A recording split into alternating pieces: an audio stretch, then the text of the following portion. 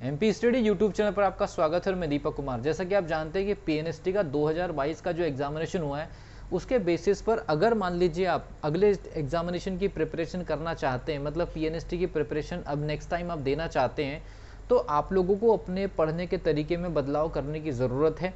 मैं इस वीडियो में हर एक सब्जेक्ट को आपको अब नए तरीके से कैसे पढ़ने की ज़रूरत है, ताकि आप लोगों की पिछले बार जो स्कोरिंग हुई है, अगर आपको लगता है कि आपका सिलेक्शन नहीं हो पा रहा है, फिर से प्रिपरेशन करने की अगर आपकी इच्छा हो रही है, तो आपको अपनी प्रिपरेशन के तरीके को बदलने की बहुत ज़्यादा ज़रूरत है।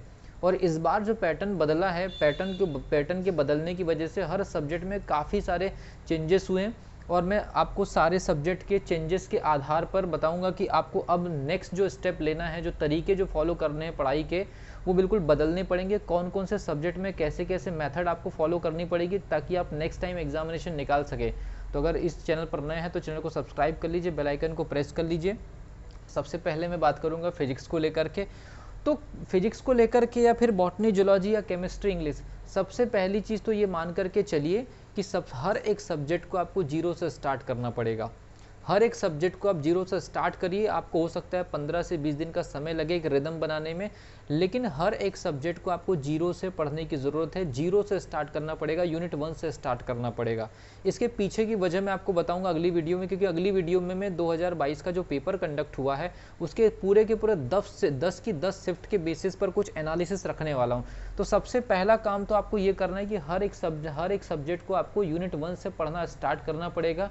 इसके अलावा एक और चीज़ बता दूं, अब जो क्वेश्चन पेपर पूछा जा रहा है उसमें ये इंपॉर्टेंट चीज़ है कि हर एक यूनिट के अंदर जितने भी छोटे छोटे टॉपिक्स है, हर किसी टॉपिक को आपको पढ़ने की ज़रूरत है, वो भी बिल्कुल बेसिक से। तो पहली चीज़ तो अगर हम बात करें फिजिक्स के लिए तो बेसिक्स, सबसे पहली चीज़ बेसिक और थ्योरेटिकल एनालिसिस। क्योंकि इस बार जो पेपर आया है उसमें न्यूमेरिकल उतने हाई लेवल के नहीं आए, लेकिन जो थ्योरेटिकल जो एनालिसिस आई और जो फैक्ट आए ना फिजिक्स के, वो बड़े इंपॉर्टेंट आ गए।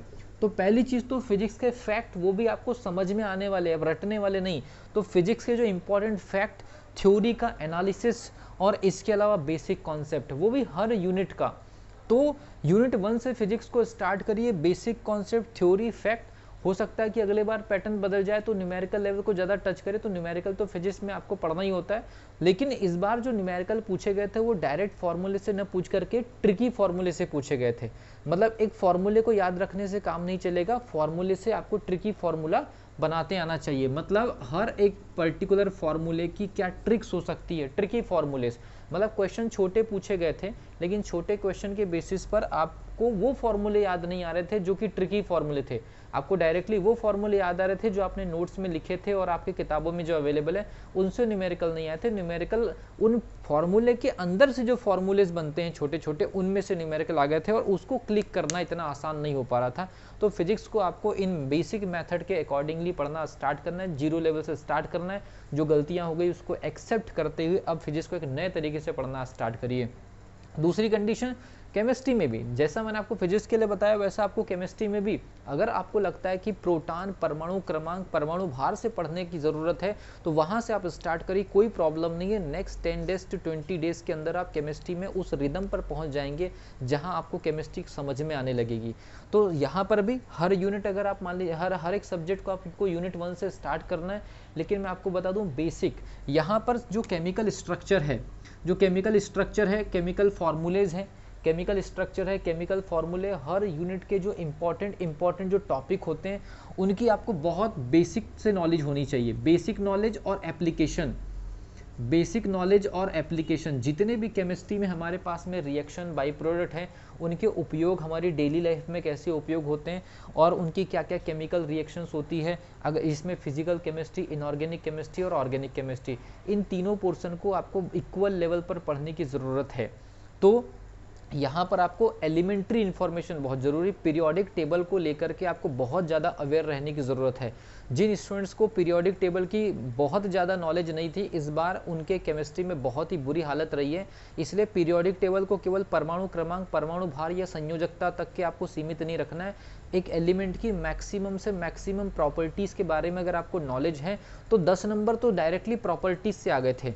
10 नंबर ऐसे सेट हो गए थे कि अगर आपको एलिमेंट की बहुत अच्छी इन्फॉर्मेशन है तो 30 में से 10 नंबर तो आपके एलिमेंट्री इन्फॉर्मेशन से क्वेश्चन बन गए थे। तो ये आपको याद रखना है कि आपको पीरियोडिक टेबल और एलिमेंट्री इन्फॉर्मेशन पर बहुत ज़्यादा फोकस करना है। बाकी तो फिर यूनिट वाइज अलग अलग कॉन्सेप्ट बदलेंगे, तो आपको बेसिक्स पढ़ना है और फॉर्मूलेज वगैरह के बेसिस पर फिजिकल केमिस्ट्री और एलिमेंट्री इन्फॉर्मेशन के बेसिस पर इनऑर्गेनिक और ऑर्गेनिक केमिस्ट्री में लगभग जितने भी हमारे पास क्रियात्मक समूह हैं उनकी केमिकल रिएक्शंस के बारे में आपको अभी से हैबिट डालनी पड़ेगी। तो केमिस्ट्री में 3 लेवल है, तीनों लेवल की अलग अलग रिक्वायरमेंट्स हैं, लेकिन तीनों लेवल में सबसे इंपॉर्टेंट चीज़ ये है कि एक यूनिट के अंदर जो छोटे छोटे जो टॉपिक्स होते हैं उनको आपको पढ़ना बहुत ज़रूरी है। आप यहाँ पर अब सिलेक्टेड अप्रोच से काम नहीं चलेगा। फिर बात करते हैं बॉटनी जूलॉजी। तो बॉटनी और जूलॉजी का मैं आपको बता दूं, बॉटनी और जूलॉजी में जो टर्म्स होती हैं, जो टर्म्स होती है, कोई भी वर्ड होते हैं, उन वर्ड का एक्चुअल में मीनिंग और उन वर्ड का एक्चुअल में मीनिंग आपको याद नहीं करना है, उन वर्ड का मीनिंग आपको रटना नहीं है, उन वर्ड का प्रैक्टिकल मीनिंग आपको समझना है, प्रोसेस ओरिएंटेड रहना है। बॉटनी जूलॉजी में एक चीज़ याद रखिए, जो कठिन से कठिन टर्म्स होती है उनका एक्चुअल में फिजिकल सिग्निफिकेंस या उनका प्रैक्टिकल मीनिंग और उनसे रिलेटेड कोई प्रोसेस या कोई मैकेनिज्म या कोई क्रिया विधि के बारे में ज़रूर समझ करके जाइए। इस बार का बॉटनी जूलॉजी का पेपर पूरी तरह से process oriented, term oriented, word oriented और एक तरह से लॉजिक्स के ऊपर बेस्ड थे। और एनिमेशन, जो स्टूडेंट डायग्राम, हर एक टॉपिक को एनिमेशन और डायग्राम के बेसिस पर स्टडी करने की कोशिश करी बॉटनी जूलॉजी में। हर एक पर्टिकुलर टॉपिक को, जितने भी छोटे से छोटे टॉपिक है, अगर उसमें डायग्राम के बेसिस पर अगर आप स्टडी करेंगे तो बॉटनी जूलॉजी में बहुत सारे ऐसे स्टूडेंट हैं जिन्होंने 25 नंबर तक लेकर के आए हैं और उन्होंने बॉटनी जूलॉजी के पेपर से ही अपना सिलेक्शन कंफर्म कर लिया है कि 30 में से 22-23 नंबर ला लिया, क्योंकि उनका टर्म्स के ऊपर बहुत अच्छा पकड़ था। बॉटनी जूलॉजी में जो आपके टॉपिक होते हैं उसमें डायग्राम मतलब एनिमेशन लेवल पर उनके दिमाग में काफ़ी बेहतर क्लियर पिक्चर थी, इसलिए कठिन से कठिन क्वेश्चन जो बहुतों को समझ में नहीं आए उन्होंने भी वो बहुत लॉजिक से सही कर ली और बहुत कम टाइम में सही कर ली। तो ऐसे भी स्टूडेंट हैं जिन्होंने 80, 82, 85 नंबर क्रॉस किए, उन लोगों के साथ में प्रिपरेशन के ये तरीके थे। और ये 60 नंबर के सेक्शन में अगर जिसने 45 मार लिए वो ऑलरेडी आपका 80 क्रॉस कर जाता है। तो ये याद रखना है, term oriented, meaning oriented, process oriented और एनिमेटेड और डायग्राम ओरिएंटेड स्टडी आपको बॉटनी जूलॉजी में करनी है, चाहे वो कोई भी टॉपिक हो, कोई भी यूनिट हो। अब बात करते हैं इंग्लिश की। इस बार सबसे ज़्यादा जो प्रॉब्लम क्रिएट की है पेपर के अंदर वो इंग्लिश ने किया है। तो इंग्लिश को आपको कैसे पढ़ना है? अब वो पुराने पैटर्न के आधार पर ये क्वेश्चंस नहीं बने कि भाई डायरेक्टली आर्टिकल के क्वेश्चंस आ गए या नरेशन के प्रिकॉशन आ गए या प्रीपोजिशन के। अब आपको किसी भी प्रकार के ग्रामेटिकल पोर्शन का आपको सेंटेंस अरेंजमेंट वाला जो मेथड है वो बनना चाहिए। मतलब आपको कोई क्वेश्चन ऐसा नहीं बताया जाएगा कि आर्टिकल से रिलेटेड है, प्रीपोजिशन से रिलेटेड है। इस बार जो क्वेश्चन पेपर बना है उसमें डायरेक्टली टॉपिक को हिट न करते हुए किसी भी टॉपिक का सेंटेंस अरेंजमेंट बड़ा फोकस किया गया है। तो इसीलिए आपको हर एक टॉपिक की ग्रामेटिकल नॉलेज होने के साथ साथ उन टॉपिक के सेंटेंस अरेंजमेंट पर फोकस करना है, क्योंकि इसके अलावा जो पैटर्न आएंगे वो तो पुराने सालों में रिपीट हो गए, उनको तो आप रिवाइज करेंगे। नया कुछ करने की अगर ज़रूरत है इंग्लिश के अंदर तो वो ये होगा कि आप लोगों को जो भी आपके टॉपिक है, चाहे आर्टिकल, नरेशन, प्रीपोजिशन, डिटर्मिनर्स या फिर आपके डिग्री और फ्रेजेस, इसके अलावा क्लास, कंजक्शन, जितनी भी सारी चीज़ें, हर एक चीज़ को आपको सेंटेंस अरेंजमेंट मेथड के आधार पर पढ़ने की ज़रूरत है और उनके सेंटेंसेस को आपको सही करने की ज़रूरत है। और अभी से कोशिश ये करिए कि सिनोनिम्स और एंटोनिम्स को धीरे धीरे, भले एक दिन में 5 वर्ड ही आप तैयार करिए, सिनोनिम्स के 3 वर्ड और एंटोनिम्स के 3 वर्ड, ऐसे आप डेली अभी से अगर आप मान लीजिए प्रिपरेशन स्टार्ट करते हैं, क्योंकि सिनोनिम्स और एंटोनिम्स में भी कुछ शिफ्ट में बहुत बड़ा उलटफेर कर दिया, 7 से 8 नंबर का सिनोनिम्स और एंटोनिम्स टच हो गया है।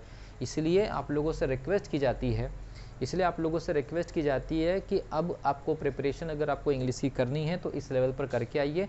पुराने समय के जो तरीके थे उनको तो आपको रिवाइज करना है, वो तो आपके हो ही जाएंगे। तो ये बेसिक तरीका है आप लोगों को सारे के सारे सब्जेक्ट को पढ़ने के लिए, और इस टाइप से अगर आप प्रिपरेशन करते हैं तो नेक्स्ट टाइम अगर आप इस बार 50 पर रहेगा तो हो सकता है आप 80 पे चले जाए, 55 वाले 90 तक टच हो जाए, 44 वाले, बहुत सबसे ज़्यादा स्कोरिंग 40 और 50 के बीच में वो स्टूडेंट 70 क्रॉस कर सकते हैं। तो अच्छे से अगर आप मेहनत करते हैं तो मेरा ऐसा मानना है इस तरीके से अगर आप मेहनत करते हैं तो आपकी प्रिपरेशन भी आपको आसान लगेगी और स्कोरिंग करने में भी आपको दिक्कत नहीं जाएगी। तो मिलता हूँ अगली वीडियो में, तब तक के लिए wish you all the best.